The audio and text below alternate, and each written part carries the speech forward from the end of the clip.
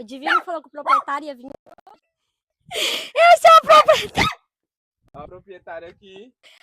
É sua, meu amor.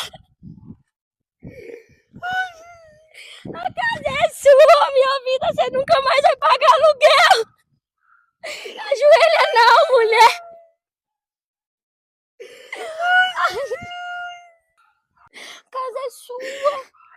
Você nunca mais vai pagar aluguel na sua vida. Aqui os documentos. Esse é o sonho.